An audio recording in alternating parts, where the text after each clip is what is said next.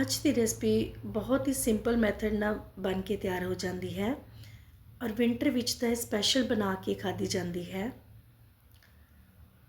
ਔਰ ਖਾਣੀ ਵੀ ਜ਼ਰੂਰ ਚਾਹੀਦੀ ਹੈ ਕਿਉਂਕਿ ਸਰਦੀ ਜ਼ੁਕਾਮ ਖਾਂਸੀ ਵਾਸਤੇ ਤਾਂ ਇਹ ਰਾਮਬਾਣ ਹੈ। ਅੱਜ ਅਸੀਂ ਬਣਾ ਰਹੇ ਹਾਂ ਅਦਰਕ ਲਸਣ ਦੀ ਤਰੀ। ਇਹਦੇ ਵਾਸਤੇ ਇੱਥੇ ਮੈਂ ਲਸਣ ਲਿਆ ਹੈ, ਅਦਰਕ, ਪਿਆਜ਼, ਟਮਾਟਰ ਔਰ ਘਰ ਦੀ ਫਰੈਸ਼ ਮੇਥੀ ਲਈ ਹੈ। ਇਹ ਤਰੀ ਖਾਣ ਦੇ ਬਹੁਤ ਹੀ ਜ਼ਿਆਦਾ ਬੈਨੀਫਿਟ ਹੁੰਦੇ ਹਨ।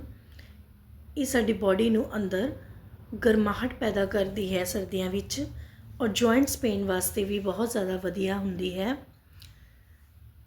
ਪਿਆਜ਼, ਅਦਰਕ, ਲਸਣ ਨੂੰ ਅਸੀਂ ਇੱਥੇ ਪੀਸ ਲਵਾਂਗੇ।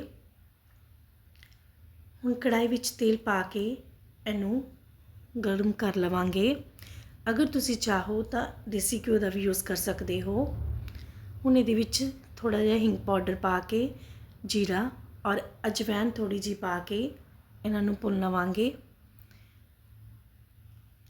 ਜੀਰਾ ਅਜਵਾਇਣ ਕਰੈਕਲ ਹੋਣ ਤੇ ਜੋ ਪੇਸਟ ਅਸੀਂ ਬਣਾ ਕੇ ਰੱਖਿਆ ਸੀ ਉਹ ਐਡ ਕਰ ਦੇਵਾਂਗੇ ਔਰ ਇਹਨਾਂ ਨੂੰ ਚੰਗੀ ਤਰ੍ਹਾਂ ਮਿਕਸ ਕਰਾਂਗੇ। ਥੋੜੀ ਦੇਰ ਤੱਕ ਅਸੀਂ ਇਹਨੂੰ ਭੁੰਨ ਲਵਾਂਗੇ। ਵਿੰਟਰ ਵਿੱਚ ਤਾਂ ਇਹ ਤਰੀ ਜ਼ਰੂਰ ਬਣਾ ਕੇ ਖਾਣੀ ਚਾਹੀਦੀ ਹੈ ਹਰ ਕਿਸੇ ਨੂੰ। ਐਟਲੀਸਟ ਹਫਤੇ 'ਚ ਇੱਕ ਵਾਰ ਤਾਂ ਜ਼ਰੂਰ ਬਣਾ ਕੇ ਖਾਓ। ਹੁਣ ਇਹਦੇ ਵਿੱਚ ਟਮਾਟਰ ਦੀ ਜੋ ਪਿਊਰੀ ਸੀ ਉਹ ਐਡ ਕਰ ਦੇਵਾਂਗੇ। ਨਮਕ ਅਸੀਂ ਟੇਸਟ ਦੇ ਅਕੋਰਡਿੰਗਲੀ ਪਾਵਾਂਗੇ। ਹਲਦੀ ਪਾਊਡਰ, ਦੋਨੋਂ ਚੀਜ਼ਾਂ ਪਾ ਕੇ ਮਿਲਾ ਦੇਵਾਂਗੇ। ਥੋੜਾ ਜਿਹਾ ਕਸ਼ਮੀਰੀ ਲਾਲ ਮਿਰਚ ਪਾਊਡਰ ਐਡ ਕਰ ਰਹੀ ਹਾਂ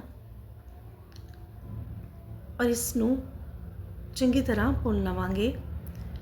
ਚੌਪ ਕੀਤੀ ਹੋਈ ਫਰੈਸ਼ ਮੇਥੀ ਐਡ ਕਰ ਦੇਵਾਂਗੇ।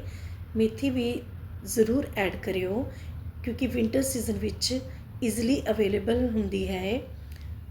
ਮਸਾਲਾ ਜੋ ਭੁੰਨ ਚੁੱਕਿਆ ਹੈ ਔਰ ਆਇਲ ਰਿਲੀਜ਼ ਹੋ ਗਿਆ ਹੈ। ਹੁਣ ਇਹਦੇ ਵਿੱਚ ਅੱਧੀ ਕੌਲੀ ਦੇ ਕਰੀਬ ਮੈਂ ਪਹਿਲਾਂ ਪਾਣੀ ਐਡ ਕੀਤਾ ਹੈ ਔਰ ਇਹਨੂੰ ਥੋੜਾ ਜਿਹਾ ਪਕਾ ਲਵਾਂਗੇ।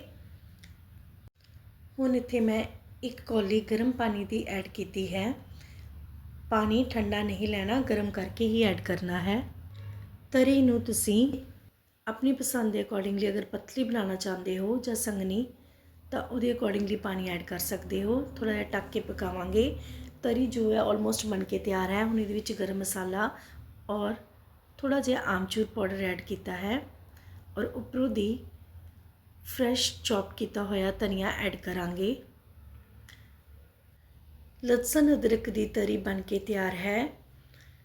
ਇਹਨੂੰ ਤੁਸੀਂ ਰੋਟੀ, ਚਾਵਲ ਕਿਸੇ ਨਾਲ ਵੀ ਖਾ ਸਕਦੇ ਹੋ। ਸਾਡੀ ਇਮਿਊਨਿਟੀ ਨੂੰ ਬੂਸਟ ਕਰਨ ਵਿੱਚ ਬਹੁਤ ਜ਼ਿਆਦਾ ਹੈਲਪ ਕਰਦੀ ਹੈ ਔਰ ਸਰਦੀਆਂ 'ਚ ਅਕਸਰ ਹੀ ਫੀਵਰ ਜਾਂ ਕੋਲਡ ਹੋ ਜਾਂਦਾ ਹੈ ਤਾਂ ਉਹਦੇ ਵਾਸਤੇ ਤਾਂ ਬਹੁਤ ਹੀ ਜ਼ਿਆਦਾ ਬੈਨੀਫੀਸ਼ੀਅਲ ਹੈ। ਅਗਰ ਤੁਹਾਨੂੰ ਵੀਡੀਓ ਪਸੰਦ ਆਈ ਹੋਵੇ ਤਾਂ ਲਾਈਕ ਕਰਿਓ, ਸ਼ੇਅਰ ਕਰਿਓ ਔਰ ਚੈਨਲ ਨੂੰ ਸਬਸਕ੍ਰਾਈਬ ਕਰਿਓ।